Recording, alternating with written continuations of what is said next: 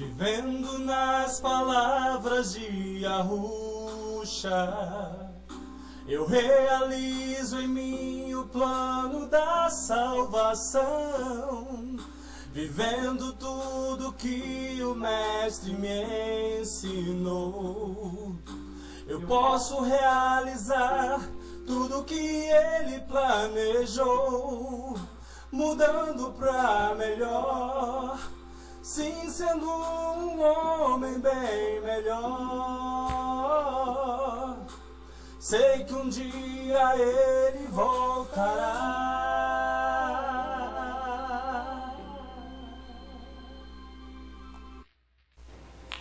Olá, amados irmãos, a paz de Yahusha.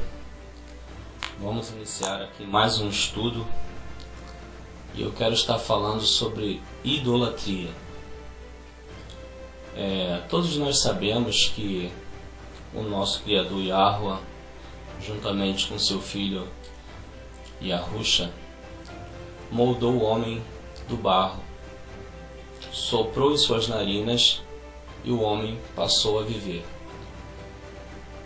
Desde toda a história, Satã usa de imagens para ser adorado. Você pode se perguntar por que ele não aparece e pede para ser adorado como ele é? Por que ele não aparece aos homens, mas usa as imagens? Primeiramente, se Satã aparecer para uma pessoa de repente, o ser humano ele tem a tendência de medo, né? Ele corre, ele se assusta se ele vê algo espiritual.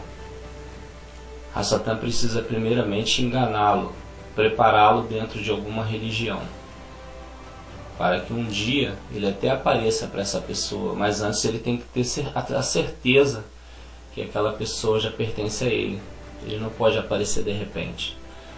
Então, como ele quer imitar Yahuwah e ser adorado, ele estimula as pessoas a fazerem imagens e ele entra dentro daquelas imagens para debochar do nosso Criador, né?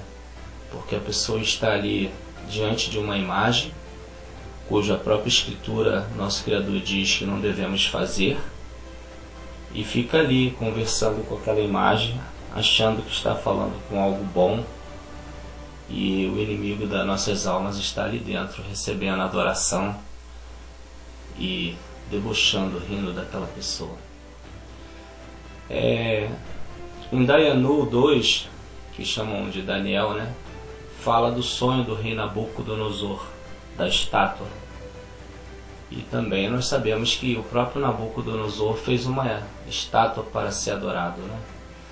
Ali, essa estátua do sonho do rei Nabucodonosor, cujo Dayanu interpretou e até revelou o sonho, fala de vários reinos, mas eu quero focar no último reino, que é dos pés, né, de barro e ferro, que é o reino que nós estamos vivendo nos dias de hoje. O reino de ferro e barro representa um reino dividido, porque o ferro e o barro não se misturam, ou seja, não há acordo entre o ferro e o barro.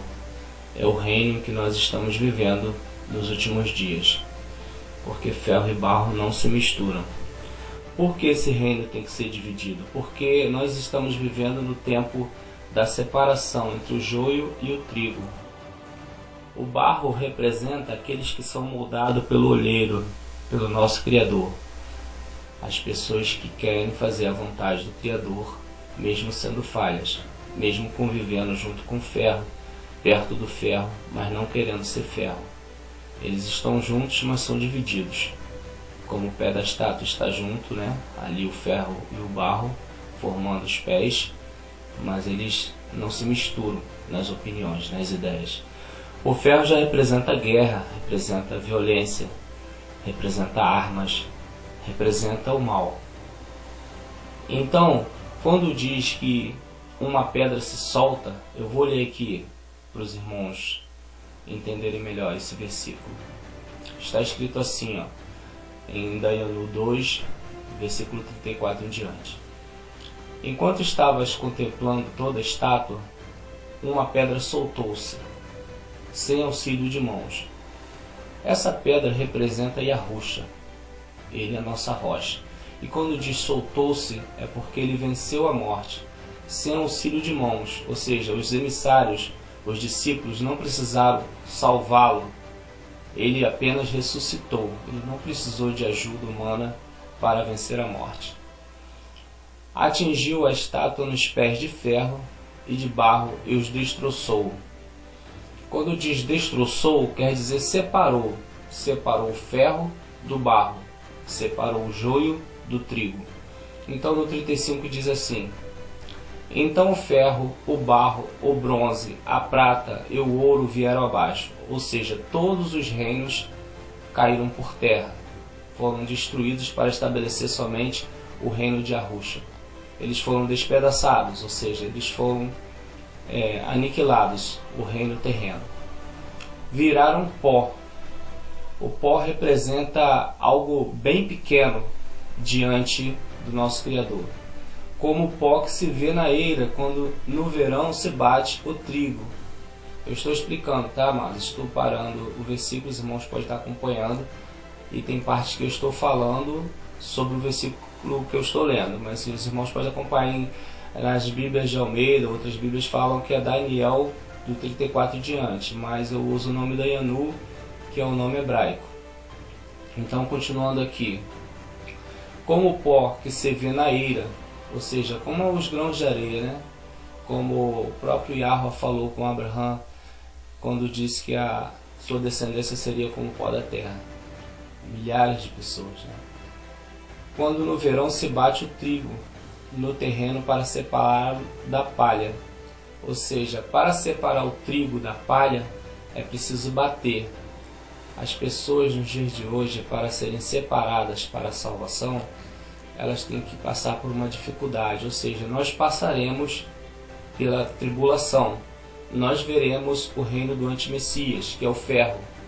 Mas nós, sendo barros moldados, mesmo passando por dificuldades, nós seremos separados da palha, que a palha ela vai ser totalmente destruída. Já o trigo ele será separado para os celeiros do nosso Criador. E o vento carregou todos os destroços sem deixar vestígio. O vento representa o espírito de Yahweh. Ele separa tudo aquilo que é ruim e leva para longe, para que não se lembrem mais, porque diz sem deixar vestígio, sem ter provas, né? Sem ter mais como aquilo voltar. Sem deixar vestígio é algo sem prova, ou seja, nunca mais se lembrará das coisas ruins desse mundo. Não terá mais nada para provar que o mal existiu, ele será totalmente apagado da nossa memória.